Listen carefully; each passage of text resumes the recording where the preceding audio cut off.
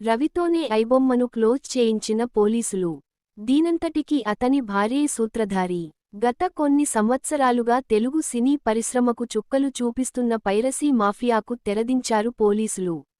ముఖ్యంగా ఐబొమ్మ, బప్పం టీవీ టాలీవుడ్కి పెద్ద తలనొప్పిగా మారాయి.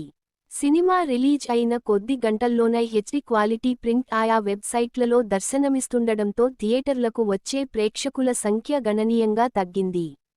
దీంతో నిర్మాతలు నష్టాల బారిన పడాల్సి వచ్చింది.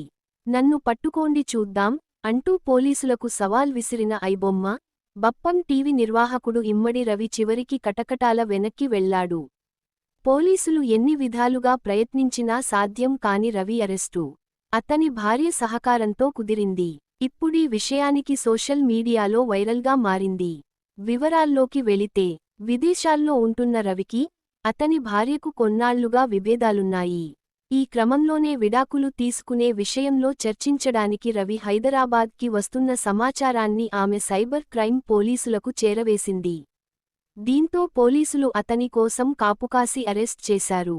ఆమె ఇచ్చిన టైమ్ లైన్, లొకేషన్ వివరాల ఆధారంగా రవిని ట్రాక్ చేసి కూకట్పల్లి వద్ద అదుపులోకి తీసుకున్నారు.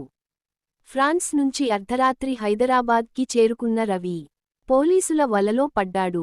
రవిని అరెస్ట్ చేయడంతో పాటు కొన్నేళ్లుగా అతను నిర్వహిస్తున్న పైరసీ నెట్వర్క్ను పూర్తిగా నిలిపివేయడంలో పోలీసులు విజయం సాధించారు. తన దగ్గర కోట్ల మంది డేటా ఉందని రవి గతంలో పోలీసులను బెదిరించిన విషయానికి తెలిసిందే.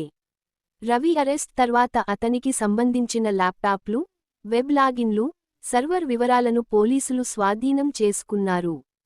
అతని సమక్షంలో, అతనితోనే ఐబొమ్మ, బెప్పం టీవీలను క్లోజ్ చేయించారు. విదేశీ సర్వర్ల ద్వారా నడుస్తున్న వీటిని డీయాక్టివేట్ చేయడంలో పోలీసులు రవి సహకారం తీసుకోవడం గమనార్హం. ప్రస్తుతం పోలీసులు రవి నుంచి స్వాధీనం చేసుకున్న వందల హార్డ్డిస్క్లను పరిశీలనకు పంపారు. అలాగే ఇప్పటివరకు అతను సంపాదించిన అక్రమ ఆదాయాలు ఎక్కడి నుంచి వస్తున్నాయనే విషయాలను కూడా పరిశీలిస్తున్నారు. అంతేకాదు, అతని ఎకౌంట్ల ద్వారా జరిగిన ఆర్థిక లావాదేవీలపై కూడా పూర్తి సమాచారాన్ని సేకరిస్తున్నారు. ఈ నెట్వర్క్ వెనుక ఇంకా ఎవరెవరు ఉన్నారు అనే విషయాలపై ఆరా తీస్తున్నారు.